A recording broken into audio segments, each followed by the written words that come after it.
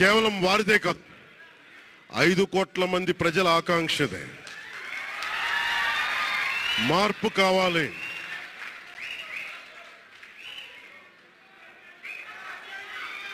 మార్పు కావాలి, పాలన మారాలి.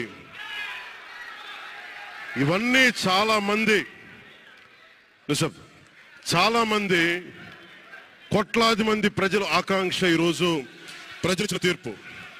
బాబు మీరిద్దరు కూర్చోవాలమ్మా, దయచేసి. నువ్వు పక్కకు వచ్చామ్మా, నువ్వు పక్కకు వచ్చే, నువ్వు పక్కకు రా, నువ్వు కొంచెం ముందుకన్నారా, మీరు కొంచెం ముందుకు రండి అమ్మా, మీ ఒక అడుగులు ముందుకు రండి.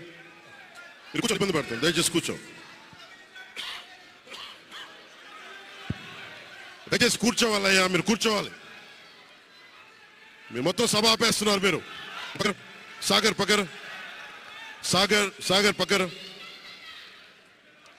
ఇది మనందరికీ చాలా జాగ్రత్తగా ఉండాల్సిన సమయం. ఇది కక్ష సాధింపుల సమయం కాదు. ఇది ఆంధ్రప్రదేశ్ భవిష్యత్తుకి పునాది, బలమైన పునాది వేసే సమయం. అది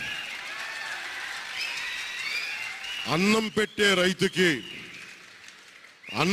రైతుకి అండగా ఉండే సమయం. ఇది రక్షణ లేని ఆడబిడ్డలకి రక్షణ కల్పించే సమయం. ఇది ఆడబిడ్డల్ని, మహిళల్ని వారి కాళ్ళ మీద వాళ్ళు నిలబడగలిగేలా చేసే సమయం. ఇది నేను ఈరోజు ప్రభుత్వ ఉద్యోగులు కూడా మాటిస్తున్నాను. కంట్రిబ్యూటరీ పెన్షన్ స్కీమ్ నేను చెప్పాను, నేను బాధ్యత తీసుకున్నాను, నేను మర్చిపోలా. ఏరు దాటాక తెప్ప తగిలిసే రకం కాదు నేను. కాంట్రిబ్యూటరీ పెన్షన్ స్కీమ్ దానికి సరి సమానంగా అది కానీ మీకు న్యాయం వచ్చేలాగా సంవత్సరంలోపు తీసుకొస్తాను అని మాట ఇచ్చాం. తీసుకొచ్చి తీరుతాం. ఆ మాట మీకు ఇస్తున్నాం. మెగా డిఎస్సి నోటిఫికేషన్ విడుదల చేయించే బాధ్యత మనం తీసుకుందాం. యువత విలవిల్లాడిపోతా ఉన్నారు, యువత నలిగిపోతా ఉన్నారు. మీ చదువులకి తగ్గ ఉద్యోగాలు కానీ, మీ స్కిల్స్ని పెంపొందించి మీకు ఉద్యోగాలు కానీ, నేను మీకు చెప్తున్నా, నాకు చాలా పెద్ద బాధ్యత ఇచ్చారు ప్రజలు. ఈ రోజున మామూలు బాధ్యత ఇవ్వాల. గెలిచింది, పోటీ చేసింది 21, 2 పార్లమెంట్లు గెలిచింది 100%.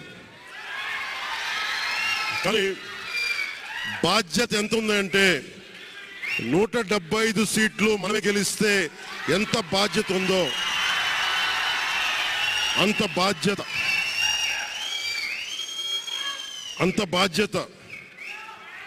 బాధ్యతతో మేము పనిచేస్తాం. యువత నలిగిపోయారు, నేను మర్చిపోలేదు. ఆడబిడ్డలు ఇబ్బంది పడిపోయారు, మేము మర్చిపోలా. సగటు మధ్యతరగతి మనుషులు నలిగిపోయారు. రోడ్లు వెయ్యేలా గుంతలు వేశారు, అరాచకం చేశారు. అవన్నీ శాంతి భద్రతలు చాలా చాలా బలంగా ఉంటాయి, మీకు నేను మాటిస్తున్నాను. అతి తక్కువ వ్యవస్థల్లో రాజకీయ ప్రమేయం చాలా తక్కువ ఉండేలాగా, అధికారుల్ని వారి పని చేసుకునేలాగా ఈ ప్రభుత్వం ఉంటుంది, కూటమి ప్రభుత్వం ఉంటుంది. రైతుకి కష్టం వస్తే హక్కును చేర్చుకునే ప్రభుత్వం తప్ప తిరస్కారంగా చిన్నచూపు చేసే ప్రభుత్వం అవ్వదు మనకి ఈ కూటమి ప్రభుత్వం.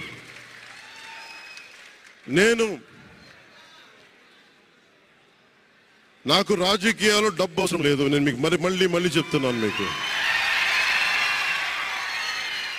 డబ్బుల కోసం, పేరు కోసం రాజకీయాల్లోకి రాలేదు. మీలాగా నలిగిపోతారు చూస్తారా ప్రతి ఒక్కళ్ళు. సగటు మనిషి మాకు ఎవడు ఉండేంటి, నాకు కులం లేదు, మతం లేదు, నా కష్టాన్ని ఎవరు చూడరేంటని ప్రతి ఊర్లో ఉండే ఒక సగటు మనిషి అనుకుంటాడు. ఆ మనిషి కష్టాలు నేను చూసిన వాడిని. ఆ మనిషికి భుజం కాయడానికి నేను వచ్చాను రాజకీయాల్లో.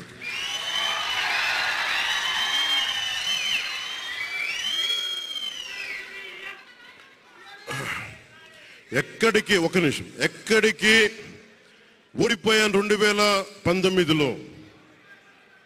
2019లో ఓడిపోతే నా మానసిక స్థితి ఎలా ఉందో ఆ రోజున, ఈరోజు గెలిచినప్పుడు కూడా నా మానసిక స్థితి అలాగే ఉంది. అంతే ధైర్యంతో ఉన్నా. గెలుపు నాకు బాధ్యత ఇచ్చింది కానీ అహంకారం ఇవ్వలేదు. రాదు. ఇంకా భయం వేసింది. అందరూ నాకు శుభాకాంక్షలు తెలియజేస్తా ఉంటే నాకు భయం వేసింది. ఎందుకంటే ఇల్లు అలకగానే పండగ కాదు ఇది. ఇల్లు అలకగానే పండగ కాదు. చాలా చాలా బాధ్యత కూడుకున్నది. భీమవరం, గాజువాక 2 చోట్ల ఓడిపోయినప్పుడు ఈ రోజున ఇంతమంది ఉన్నారు. ఈ రోజున ఆ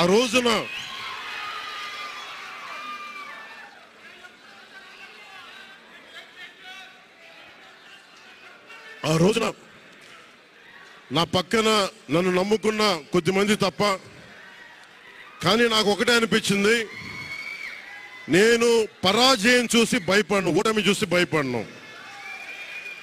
ఓటమి నాకు బలం ఇస్తుంది, ఓటమి నాకు ఉత్సాహం ఇస్తుంది అనుకున్నాను. దేనికంటే నేను ఒకటే నమ్మాను. చిన్నప్పుడు తిరుపతిలో యోగా నేర్చుకుంటున్నప్పుడు ఒకటే నమ్మాను, ధర్మో రక్షితి రక్షిత అని. నువ్వు ధర్మాన్ని నమ్మితే ధర్మం రక్షిస్తుంది అని. ఎప్పుడో ఒక 30 సంవత్సరాలు ఇంకా ముందే, 18-19 ఏళ్ళప్పుడు చదివితే, ఈ రోజున ధర్మం కోసం నిలబడ్డాం. ధర్మం కోసం నిలబడితే ధర్మం ఈరోజు మనంటే నిలబడింది. అందుకని మనస్ఫూర్తిగా ఏ శక్తి అయితే కనిపించని ఆ పరాశక్తి, కనిపించని ఆ దేవుళ్ళందరికీ కూడా దయచేసి అరవద్దు, కనిపించని దేవుళ్ళందరికీ కూడా ఈరోజు నేను కృతజ్ఞతలు తెలియజేసుకుంటాను. మనస్ఫూర్తిగా మీ అందరికీ, పిఠాపురం ప్రజలందరికీ,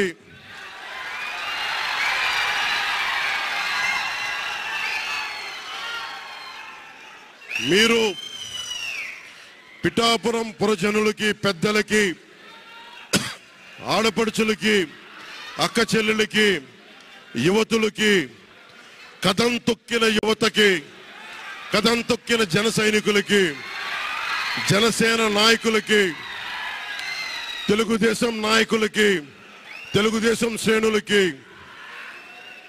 తెలుగుదేశం నాయకులు వర్మ గారికి, వారందరికీ కూడా నా ప్రత్యేక కృతజ్ఞతలు తెలియజేసుకుంటా ఉన్నాను. మీరు పిఠాపురంలో పవన్ కళ్యాణ్ గెలిపించలేదు. కేవలం పిఠాపురం ప్రజలు పవన్ కళ్యాణ్ ఒక్కడిని గెలిపించలేదు, 5 కోట్ల మంది ప్రజల్ని గెలిపించారు. మీరు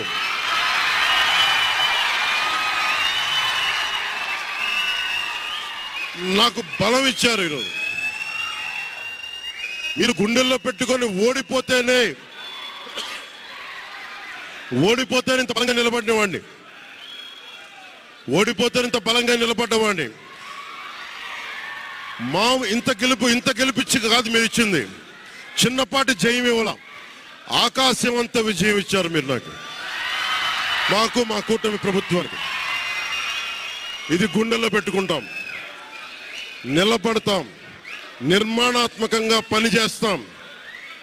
మీ కష్టాలలో మీ ఇంట్లో ఒకటిలాగా నేను ఉంటాను. మీ అందరికీ మాటిస్తున్నాను.